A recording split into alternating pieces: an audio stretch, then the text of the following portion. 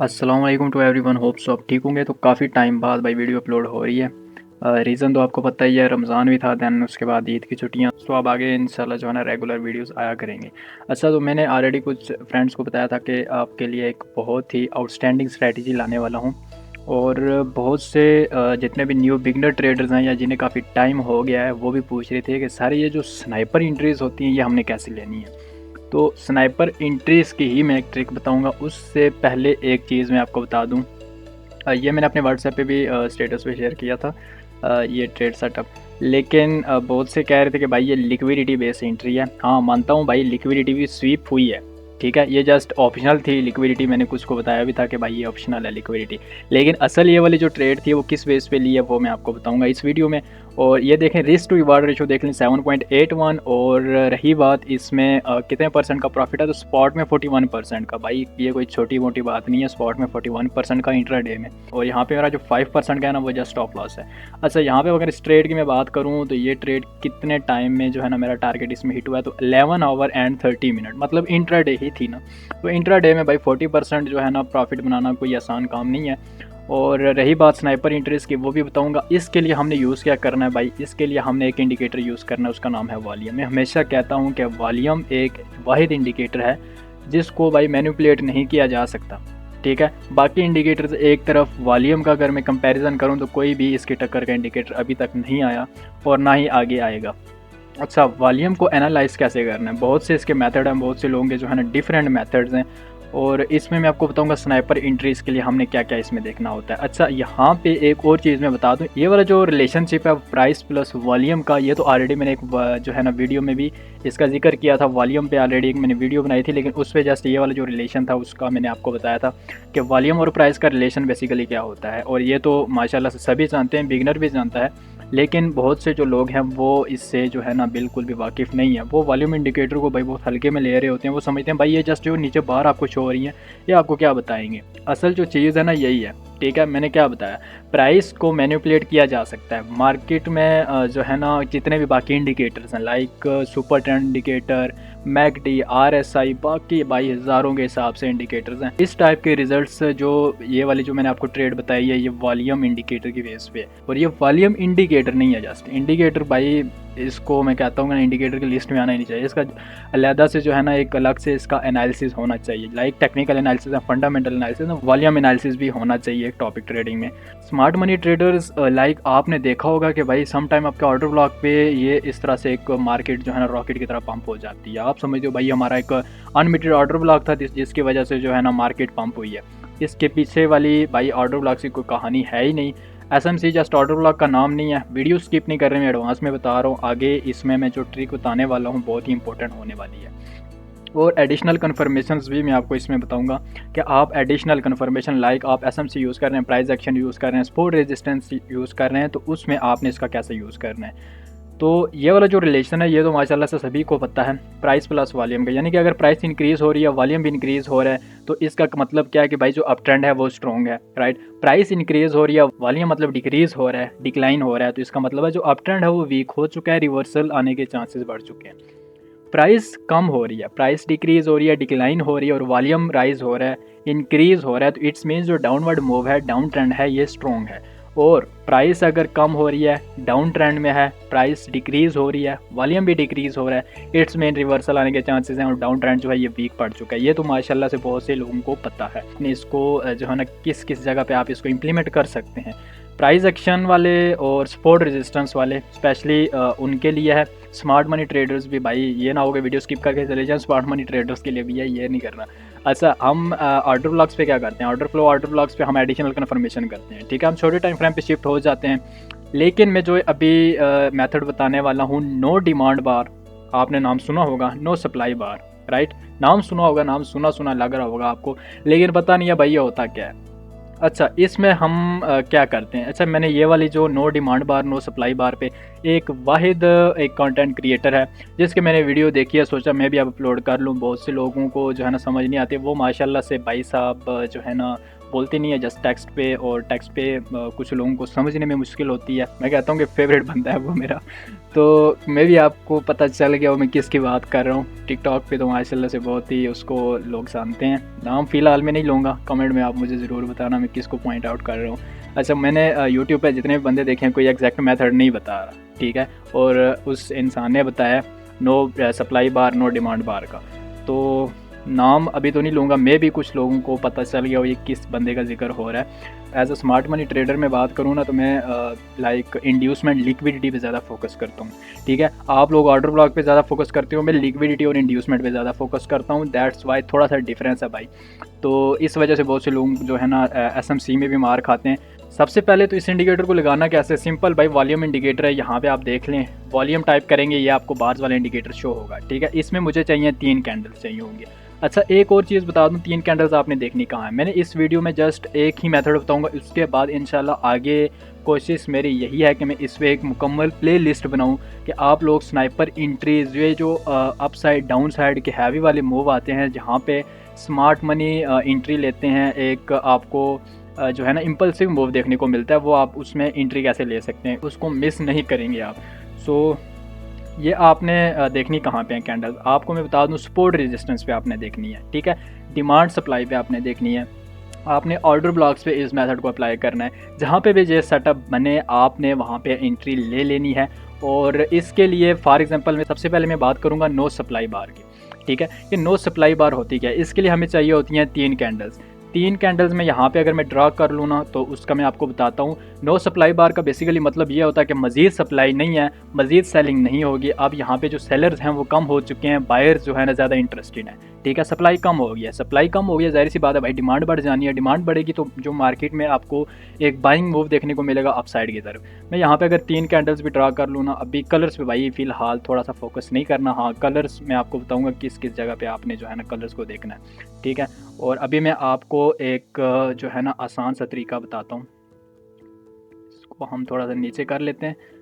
और हैवी वाली by strategy है इसका। सबसे पहले मैं एक और चीज़ बता दूं, बैक टेस्टिंग मस्ट करनी है, ठीक है? यहाँ पे मैं कलर्स भी जो है ना इसके अगर मैं चेंज कर दूं, यहाँ पे इसका हम रख लेते हैं रेड कलर। हाँ, थोड़ा सा यहाँ पे कलर पे कोई फोकस करना है, स्पेशली कैंडल्स का जो कलर है वहाँ पे आपने फोकस करना है, ठीक है? और ये थर्ड वाली जो होगी ना, ये चाहे ग्रीन हो रेड हो चलेगा। मैं इसको ग्रीन ही कर देता हूँ और इसका मैं आपको बताता हूँ। अच्छा, एक चीज़ मैंने अभी यहाँ पे विक्स नहीं बनाई, नो सप्लाई बार का बता रहा हूँ। ये आपने ऑर्डर ब्लॉक पे देखनी है जब मार्केट बुलिश होगी। प्राइस एक्शन वाले इसको सपोर्ट पे देखेंगे, डिमांड पे देखेंगे, ठीक है?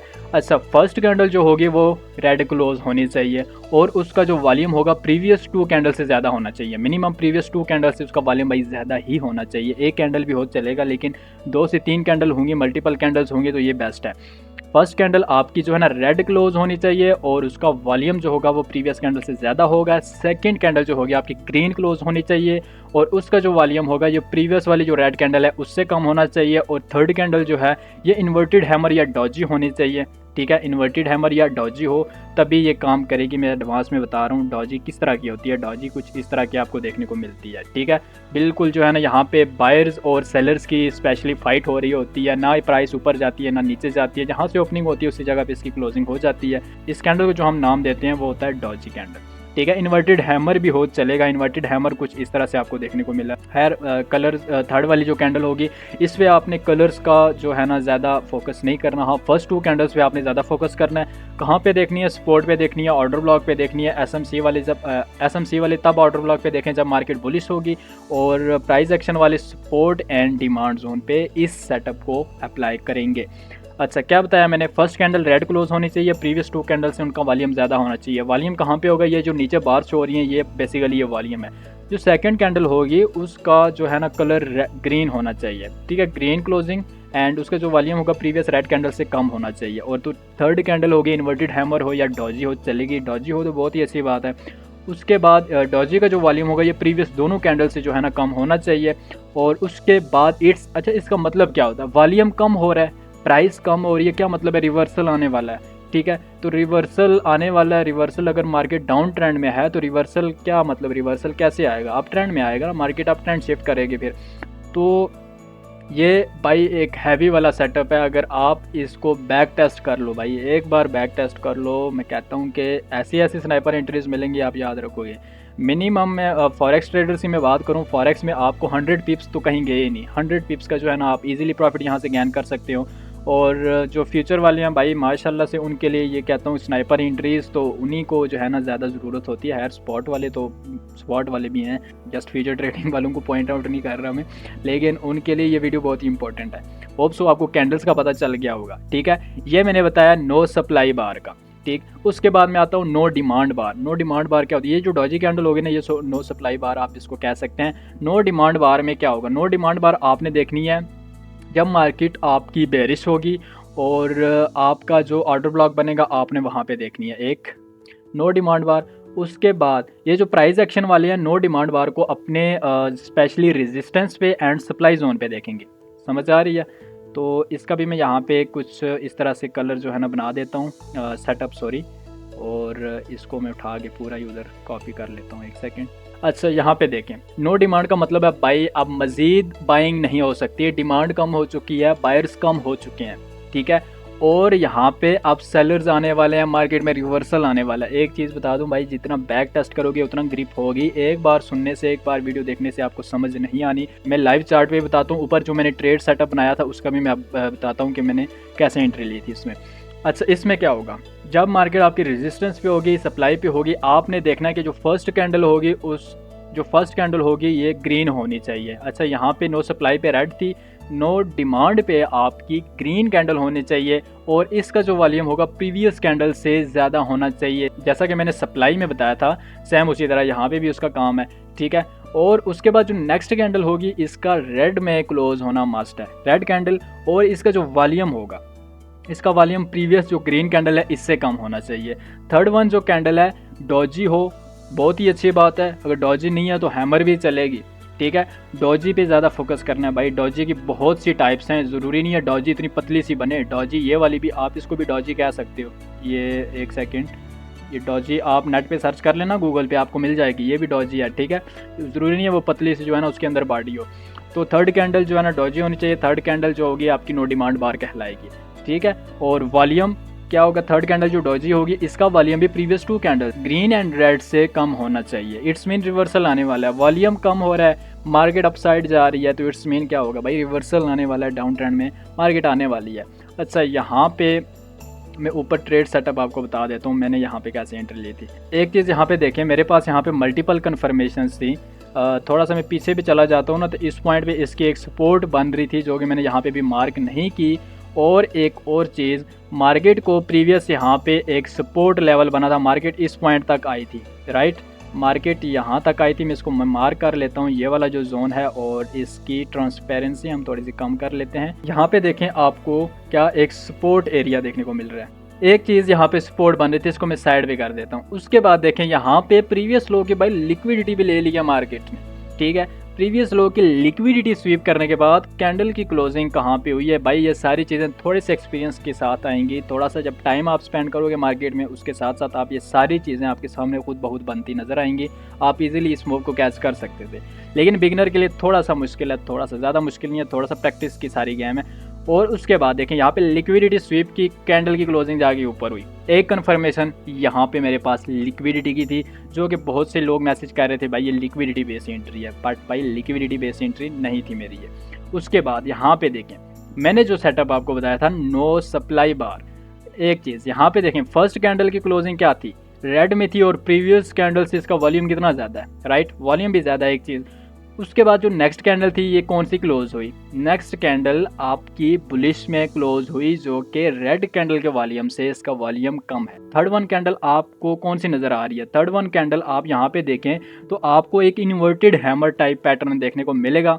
लाइक इन्वर्टेड हैमर जो है ना कैंडल आपको देखने को मिलेगी, राइट। तो यहाँ पे देखें, इस कैंडल का वॉल्यूम भी प्रीवियस टू कैंडल के वॉल्यूम से कम है, ठीक है। वॉल्यूम कम हो गया, प्राइस भी डाउनवर्ड है, प्राइस भी अपने सपोर्ट लेवल पे है। यहाँ पे हमने एंट्री मारी, और माशाल्लाह से हमारे पास जो एक रेजिस्टेंस वाला जो जोन था वो इस पॉइंट पे था, और मैंने यहाँ पे टारगेट सेट किया, और ऑलमोस्ट विद इन 1 डे 41% का यहाँ पे टारगेट हिट हो गया था।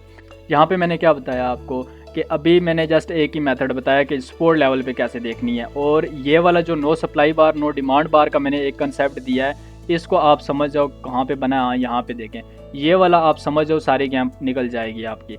जितनी बैक टेस्टिंग करोगे, जितना टाइम यहाँ पे दोगे, जितनी इसकी प्रैक्टिस करोगे, आपको ऐसे ऐसे जो है ना यहाँ पे कुछ कन्फर्मेशंस देखने को मिलेंगी कि आप खुद जो है ना हैरान हो जाओगे। RSI as additional confirmation divergence के तौर पर आप यूज़ कर सकते हो, जो कि यहाँ पे भी मुझे एक डाइवर्जेंस देखने को मिली है। आप देख सकते हो कि हैवी वाली डाइवर्जेंस भी दी थी, जो कि मेरे पास एक्स्ट्रा एडिशनल कन्फर्मेशन के तौर पर यहाँ पे इसने काम किया है। अच्छा, यहाँ पे मैं आपको एक और मूव भी बता देता हूँ ताकि आपको पता चले कि भाई साहब जो मैं बातें कर रहा हूँ ये कोई हवा में नहीं फेंक रहा। यहाँ पे देखें, फर्स्ट कैंडल बेरिश क्लोज हुई, मेरा ये एक सपोर्ट लेवल था। इस पॉइंट पे देखें, यहाँ पे मेरे पास एक सपोर्ट लेवल था। इसने मज़े की बात है लिक्विडिटी भी ले ली, लिक्विडिटी स्वीप की और क्लोजिंग जाके इसने ऊपर दी। इसको मैं हटा देता हूँ। यहाँ पे देखें, इस पॉइंट पे देखें, यहाँ पे सेम हमारे पास एक सेटअप बन रहा था। फर्स्ट कैंडल हमारे पास यहाँ पे रेड वाली थी, ठीक है। उसके बाद देखें नेक्स्ट कैंडल हमारे पास बुलिश कैंडल थी, जो कि यहाँ पे आपको नज़र आ रहा होगा, ये डोजी टाइप कैंडल थी, ठीक है। बुलिश होना लाजमी है, ये मेरी बात याद रखना है इस पॉइंट पे। उसके बाद यहाँ पे आपको जो थर्ड कैंडल है, वहाँ ये आपको एक इन्वर्टेड हैमर देखने को मिल रहा है, ठीक है। ये हमारे पास नो सप्लाई बार आ गया यहाँ पे, ठीक है। उसके बाद मार्केट में ये इम्पल्सिव मूव देखने को मिला है आपको। ये कितने परसेंट का होगा, एक सेकंड में आपको यहाँ पे बताता हूँ। यहाँ पे भी अगर हम एंट्री प्लेस करते हैं तो ऑलमोस्ट 7%, ठीक है। और 7% भी भाई हैवी प्रॉफिट है, कोई छोटा मोटा प्रॉफिट नहीं है ये, ठीक। सो यहाँ पे भी मैंने आपको एक एग्जांपल बता दी है, और आपने इसकी बैक टेस्टिंग मस्ट करनी है। मैं आगे मज़ीद मेथड बताऊँगा, ये जस्ट एक मेथड नहीं है वॉल्यूम का, ठीक है। मैं मज़ीद आगे मल्टीपल आपके लिए मेथड बताऊँगा, और ये नो सप्लाई बार नो डिमांड बार पे थोड़ी सी आपकी प्रैक्टिस जो है ना, अगर आप ज़्यादा प्रैक्टिस करते हो तो आपको इजीली और जल्दी समझ आ जाएगा। इसके अलावा भी मैं मज़ीद जो है ना, इस वॉल्यूम इंडिकेटर को हमने कैसे एनालाइज़ करना है, इसको कैसे रीड करना है। किंग है भाई, जितने भी इंडिकेटर्स हैं उन सबका जो मैं कहता हूँ ना, ये ग्रैंडफादर है। और इसको रीड करने के मैं आसान से आसान मेथड आपके लिए लाऊंगा। स्नाइपर एंट्री का ये एक मेथड था। ये सेटअप आप किसी भी टाइम फ्रेम पे देख सकते हो। बड़े टाइम फ्रेम पे देखोगे तो हैवी वाला मूव आपके देखने को मिलेगा, छोटे टाइम फ्रेम पे देखोगे तो आपको उस टाइम फ्रेम के अकॉर्डिंग आपको एक मूव देखने को मिलेगा, ठीक है। आप यहाँ पे देख सकते हो, मैंने दो जगहों पे मैंने आपको यहाँ पे बताया इम्पल्सिव मूव कहाँ पे आया है, ठीक है। बहुत ही इजी मेथड है ये सेटअप। जहाँ पे भी बने आप अपनी एडिशनल कन्फर्मेशन चाहें तो एक और कन्फर्मेशन RSI की भी ले सकते हैं साथ। स्मार्ट मनी ट्रेडर्स अपने ऑर्डर ब्लॉक्स पे ये इस तरह का सेटअप प्लेस कर सकते हैं, प्राइस एक्शन वाले सपोर्ट रेजिस्टेंस पे। और ये मैंने आपने हमेशा सुना होगा कि मैं कहता हूँ कि आप लोगों ने प्राइस एक्शन को SMC में थोड़ा सा ऐड कर लेना है, ठीक है। जब आप स्मार्ट मनी कंसेप्ट अप्लाई करते हैं, मार्केट का स्ट्रक्चर जब आप जो है ना मैप करते हो, तो उसमें अगर आप प्राइस एक्शन को थोड़ा सा ऐड कर लेते हो तो हैवी वाला भाई आपका जो है ना सेटअप क्रिएट होता है, हैवी कन्फर्मेशन, और आपकी जो विन रेशो होती है काफ़ी इंक्रीज़ हो जाती है। इंशाल्लाह नेक्स्ट वीडियो में जो है ना मैं आपको मज़ीद इसकी डिटेल में आपको बताऊंगा वॉल्यूम इंडिकेटर की। होप सो आपको इस वीडियो में काफ़ी कुछ चीज़ें क्लियर होंगी वॉल्यूम इंडिकेटर के बारे में। खैर इतना बताया नहीं है मैंने, शॉर्ट सा इंट्रो ही दिया है अभी। सो नेक्स्ट वीडियो में स्नाइपर एंट्रीज़ की मैं मज़ीद ट्रिक्स लाऊंगा, और हमने एक ही चीज़ यूज़ करनी है और वो चीज़ है वॉल्यूम की, ठीक है। वॉल्यूम में भाई साहब एक्सपर्ट बना दूंगा, टेंशन नहीं लो। तो होप सो आपको वीडियो पसंद आई होगी। तो मिलते हैं नेक्स्ट वीडियो में। टेक केयर, अल्लाह हाफिज़।